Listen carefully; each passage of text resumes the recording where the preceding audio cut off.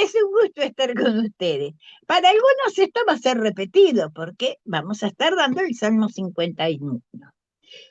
Un salmo que nos habla de un corazón triste y humillado. Quizás este Salmo 51 es el más conocido en el Salterio. Es un salmo de arrepentimiento. También ha servido para guía, no solo para confesión de pecados, sino también para encontrar el perdón, para renovación de la vida. Es una súplica individual. ¿En donde qué? En donde David, aquel hombre, ¿se acuerdan que era acorde al corazón de Dios? Bueno, este hombre, especialmente amado por Dios, usado para guiar al pueblo, no solamente en guerra, sino también en adoración, bueno, ha cometido una serie de situaciones, una serie de eventos que lo han llevado a esta situación en donde se encuentra, abatido. Como un insecto en una telaraña, así ha quedado envuelto en su propio pecado. Una larga cadena de situaciones.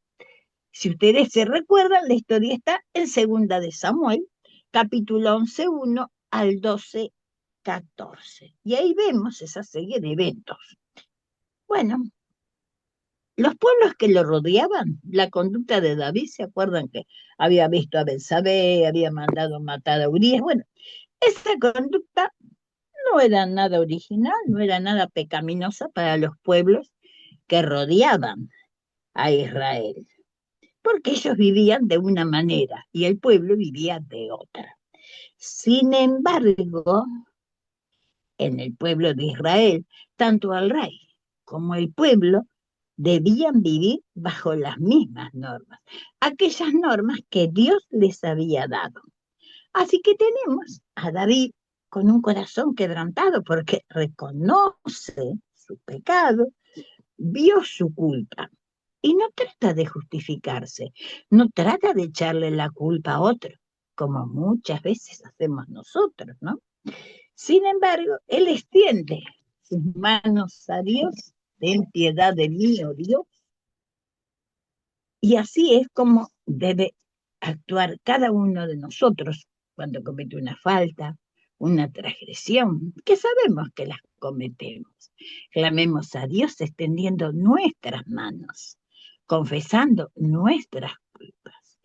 Y ahí tenemos a David en sus primeros versículos en este salmo, cuando empieza, ten piedad de mí, oh Dios, y le pide que por la compasión, por la misericordia, lave su maldad. Bueno, en esos versículos primeros, él usa tres palabras para expresar esa situación, para expresar su obrar. Se expone ante Dios y se siente culpable y se reconoce culpable de tres acciones. Cuando él dice rebelión, ¿la rebelión qué es? Un desafío a la autoridad. Él ha desafiado la autoridad de aquel Dios misericordioso. Él dice, límpiame de mi maldad. La maldad.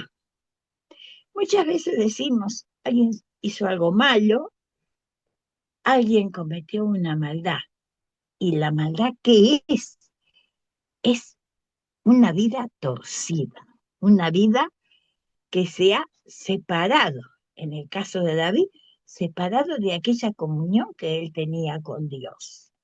Y cuando él le pide a Dios que lo limpie de su pecado, bueno, limpiarlo, borrar el pecado, sacarlo, borrar del libro de Dios, del libro de registro.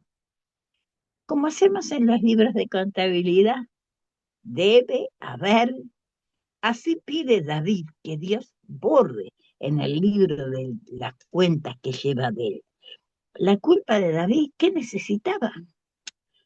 Que se quitara la suciedad interior, esa suciedad que rodeaba su alma. ¿Y qué hacemos cuando tenemos algo sucio? Lo limpiamos nosotros.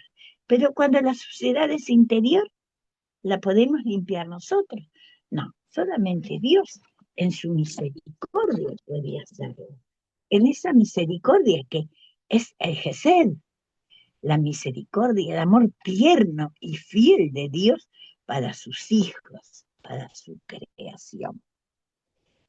David entonces reconoce sus rebeliones y pone énfasis en mis rebeliones, mi pecado, ese errar al blanco, apartarnos del camino. ¿Y quién? Yo. He sido yo y solamente yo, dice el salmista, quien se ha apartado del camino. ¿Mm? Nadie lo obligó, nadie lo incitó, él fue. Él deja de lado cualquier aspecto de su culpa, porque ¿cómo la contempla? A la luz de su relación con Dios, ante Dios. Y ante Dios él se volvía insignificante, y así nos volvemos nosotros también. Él dice que en maldad he nacido, en pecado he sido concebido. Y en pecado he sido concebido. No es que la concepción de él haya sido pecaminosa. Él había nacido en un contexto donde la maldad era real, de modo que había actuado como, según su naturaleza humana, según su naturaleza corrupta. Y muchas veces nosotros también lo hacemos. Dice él que el Señor quiere que la persona sea sincera. ¿Sincera con quién? Sincera consigo mismo, sincera con las personas que la rodean y sobre todo sincero con Dios. Y Dios demanda una cosa, que seamos interiormente lo que aparentamos exteriormente. De nada sirve mi Biblia debajo del brazo y mi actitud piadosa y modesta el domingo, si de lunes a sábado mi conducta es desastrosa. Debemos cuidar nuestro testimonio. Y eso es lo que David dice, Dios quiere que seamos interior y exteriormente la misma persona. En aquellos tiempos, cuando alguien se contaminaba, el sacerdote usaba unas ramas, unas hojas, construía un hisopo y con eso lo purificaba. Y él reconoce que necesita esa purificación, que necesita esa limpieza, que le quite todo lo que lo mancha. Y ora por una renovación interior. Y él compara al pecador perdonado por Dios con la persona limpia y le ruega, le permita recuperar aquel privilegio que él disfrutaba cuando era amigo y compañero de Dios. Dice, hazme oír gozo y alegría, y se regocijarán estos huesos que has quebrantado. Qué triste se encontraba, qué dolor de una conciencia atribulada. ¿Cuántas veces sentimos en nuestro interior un pesar, una tribulación, el sentirnos agobiados? Estos huesos, no era que David separara un hueso de una pierna, de un brazo, no, estos huesos, toda la persona, toda la persona ha sido quebrantada por la falta. Dice, esconde tu rostro de mis pecados. Este verso 9 es impresionante. Esconde tu rostro de mi pecado. El esconde tu rostro era una expresión que se usaba para decir que Dios estaba descontento, que Dios retiraba su favor del hombre. Y él le ruega entonces a Dios que no mire sus maldades. Una expresión común para expresar, para indicar la expiación, era que Dios cubría el pecado, de modo que no lo veía más. Era el sacerdote, recuerdan ustedes, que hacía los sacrificios para el pecado individual, para el pecado del pueblo. Por nosotros también, por nosotros también. ¿Mm? Hay un sumo sacerdote que nos ha limpiado de todo pecado. David pide eso, que su pecado sea borrado, cancelado y destruido. Dice, crea en mí, oh Dios, un corazón puro, renueva un espíritu firme dentro de mí. No me eches de tu presencia, devuélveme tu Santo Espíritu. Devuélveme el gozo de la salvación y que un espíritu, tu espíritu generoso me sustente. Y en estas 6 oraciones encontramos el espíritu evangélico que encontramos en el Nuevo Testamento. Porque la misma palabra que se usó en la historia de la creación es la que usa el salmista. Crea en mí, oh Dios, un corazón limpio. No le pide restaurar lo que ya existía, no le pide componer, arreglar. No, le pide que lo transforme en una nueva persona.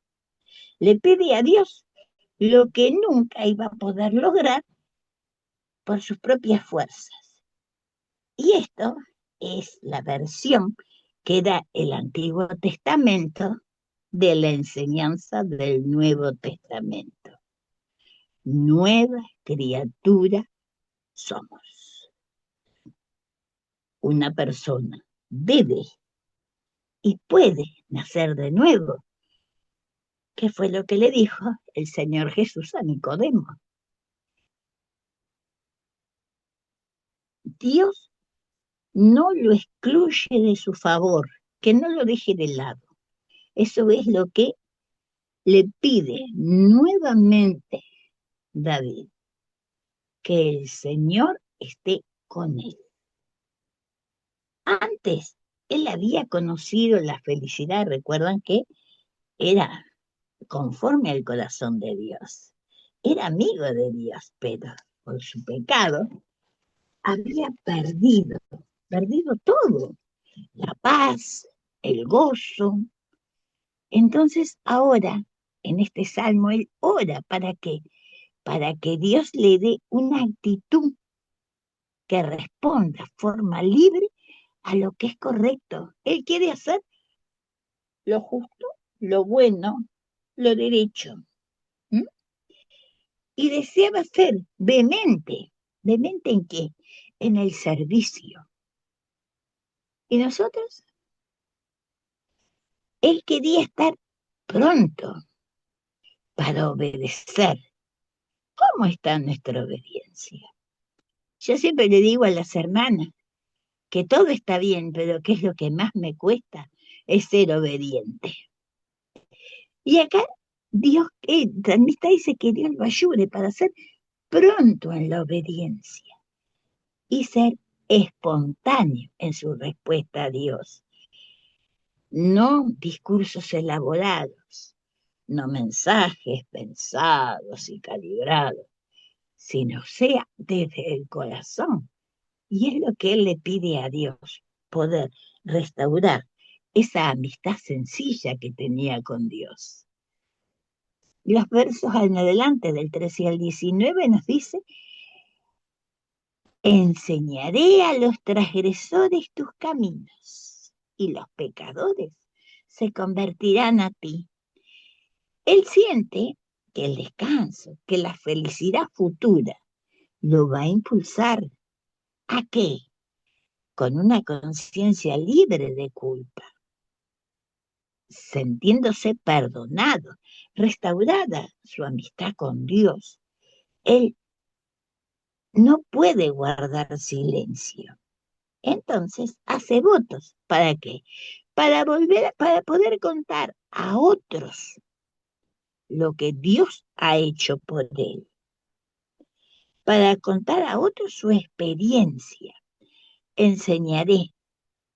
Significaba habituarse, instruir, entrenar. Eso es lo que él le pide a Dios, poder enseñar a otros. ¿Enseñar a otros qué? a pesar de haber pecado, a pesar de haberse apartado, cuando ha clamado con un corazón contrito y humillado, Dios le ha contestado. Y esa amistad ha vuelto a florecer. Esa amistad está allí. Él siente el perdón. Él siente el amor de Dios, esa misericordia tierna. Entonces, Él quiere poder dar a otros y enseñar a otros su experiencia. Dios perdona al pecador. No quiere el pecado, pero sí al pecador arrepentido. Él vuelve a decir, líbrame nuevamente. ¿De qué? Sepárame, rescátame, sálvame. Y esa salvación antiguamente para el pueblo significaba ser rico o pobre. Para él esa salvación era restaurar esa amistad con Dios. Y el cantaré que él usa es gritar con gozo, a todo pulmón, a viva voz. Así que en el que el hombre reconozca, es lo que pide el salmista, que el hombre sepa que en ningún lugar va a encontrar los abundantes recursos que existen en Dios, que en ningún lugar va a poder encontrar la mano poderosa que lo rescata, que lo libra, que lo limpia, que solamente en Dios existe esa situación, existe esos recursos. Y cuando termina este salmo, él habla de los holocaustos, de los sacrificios. Dios no manifiesta un rechazo hacia la adoración del sacrificio. Lo que Dios no acepta es que el sacrificio se haga como un sustituto del arrepentimiento. Él quiere un arrepentimiento total. En ningún momento David dice que no va a hacer sacrificios, pero el sacrificio que Dios quiere es el arrepentimiento. Antiguamente se hacían sacrificios por distintas cosas, pero el pueblo seguía pecando, seguía apartándose de Dios, seguía yendo detrás de otros dioses. Entonces, ese sacrificio era algo para el afuera, no salía del corazón. Y eso es lo que Dios quiere, que las ofrendas, los votos que se hacían, todo eso que mostraba el celo del pueblo por cumplir con las formas externas, no fuera así, sino que fuera del corazón arrepentido realmente.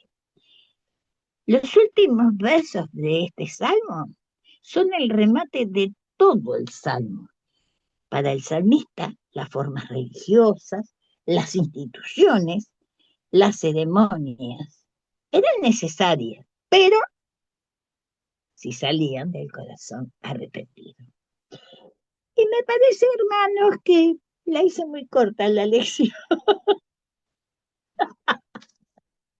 La hice demasiado corta. Debemos recordar que la vida es muy breve en comparación. Podemos vivir 80 años, podemos vivir 20 o 30. Es breve la vida.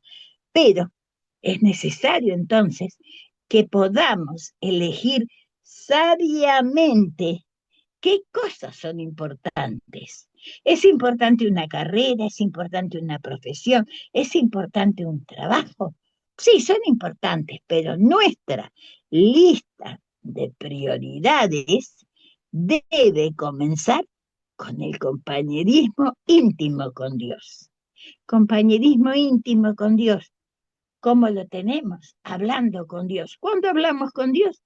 Cuando oramos, en la mañana, en la tarde, en la noche, cuando inclinamos nuestra cabeza y apoyamos nuestra rodilla en tierra. ¿Cuándo?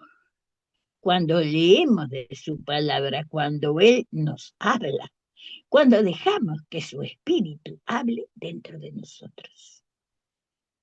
Nuestra comunión con Dios debe ser el primer punto de nuestra lista y después seguir lo demás, porque solamente el Señor es el que suple nuestras necesidades, todas, económicas, físicas, de salud, pero sobre todo las espirituales.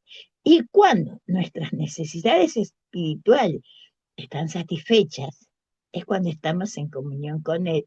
Y es cuando sentimos paz y sentimos gozo.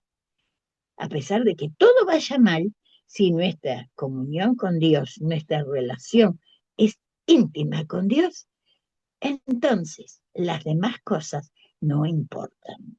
Solo entonces Dios suple lo que necesitamos. ¿Cuándo? En el tiempo correcto. ¿Cómo? De la manera que Él quiere.